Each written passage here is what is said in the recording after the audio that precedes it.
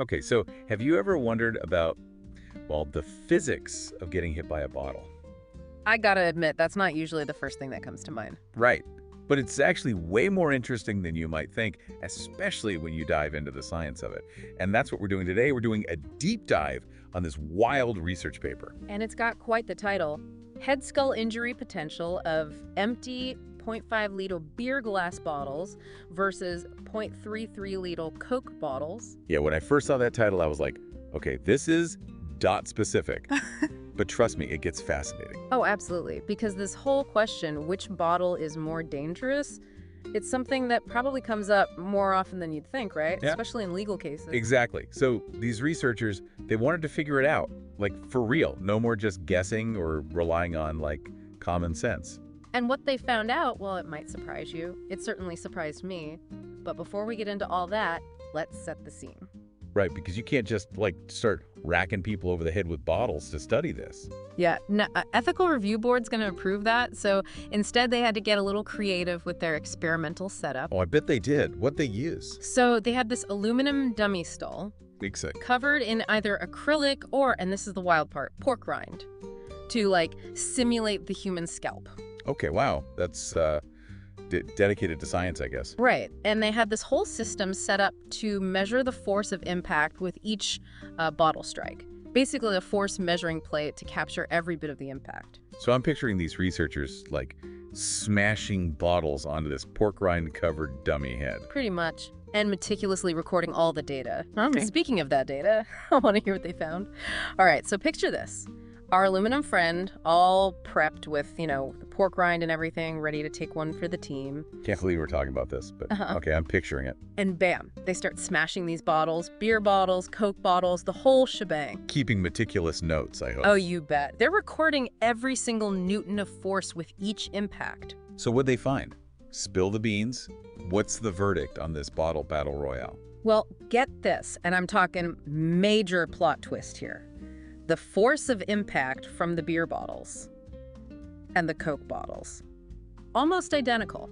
No way. Seriously, I would bet money on the Coke bottles packing a bigger punch. Thicker glass, right? You'd think so, wouldn't you? I But hope so. here's where it gets interesting. Turns out it's less about the thickness of the glass and more about the shape of the bottle and where exactly that impact happens. Okay, so like getting clocked with the bottom of a bottle versus the side, that kind of thing. Exactly. Plus, you got to factor in those curves, those sharp edges.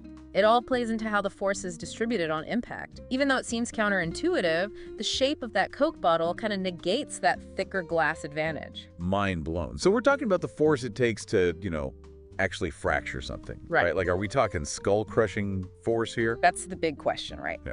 But good news on that front. Our skulls, thankfully, are tougher than they look. Thank goodness for small favors, because I'd hate to think we're like one errant beer bottle away from a fractured skull. Right. But here's the thing. The maximum force they measured from both bottle types capped out at around 1.3 kilonewtons. Okay, and how much force are we talking about, realistically? Like, is that a gentle tap or... Think like professional boxer level punch. That's roughly the ballpark we're in here. Okay, so not ideal, but our skulls can usually handle it. Phew. Exactly. But, and this is a big but, when you start talking about facial bones, those are a different story. Much more delicate, unfortunately. Oh no, so even if our skulls are safe, our noses aren't. You got it. That nasal bone, super fragile. We're talking like 0.5 kilonewtons of force to fracture that bad boy. You're telling me I've got a higher chance of breaking my nose than my skull? In this scenario, yep, pretty much. And even the cheekbone, which is a bit stronger, can still fracture at around 1 kilonewton. And remember, those bottles were clocking in at 1.3 kilonewtons. Yeah, not good. So, less about instant skull crushing, more about, like, guaranteed facial damage if that bottle connects? That's the gist, yeah. Although I do have to throw in a few disclaimers here. Always a catch. Well, it's more about context. This whole study, they used bottles that had been, used before, not fresh off the line, brand new bottles. Used bottles, that makes a difference. Apparently so. It seems those tiny little cracks and stuff that happen over time, they can actually weaken the bottle a bit. So a brand new bottle, straight from the factory, that thing's basically what, unbreakable?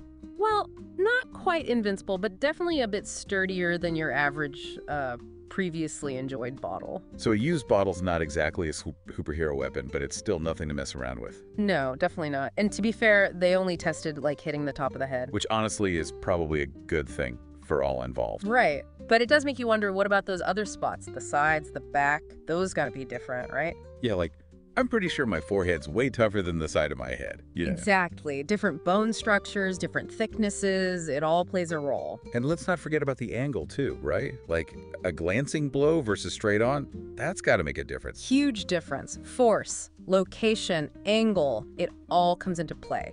Which is why whenever I see those movie scenes where someone gets knocked out with a single punch to the temple, I'm like, no, that's not how this works. Right. In reality, that's like lights out, potentially for good. Exactly. The temple, that's a vulnerable spot for sure. But here's another thing to think about. We've been talking about bottles this whole time, but what about all the other stuff we've got just lying around? Ever thought about like a heavy book? Wait, hold on. Are you telling me my book collection's secretly dangerous? Hey, I'm just saying, physics is physics. It's all about force and impact, right? That heavy book. Depending on the angle, it could pack a bigger punch than you'd think. And that's kind of the point of all this, I think. That our world is full of potential dangers lurking in plain sight. In a way, yeah. We walk around interacting with these everyday objects, but we don't always stop to think about the physics at play. But that's the beauty of a good deep dive, right? It makes you see the world a little differently. It really does. And on that note, we'll leave you to ponder the hidden dangers, or maybe not so hidden dangers, of your bookshelves. Until next time, folks, keep those minds curious.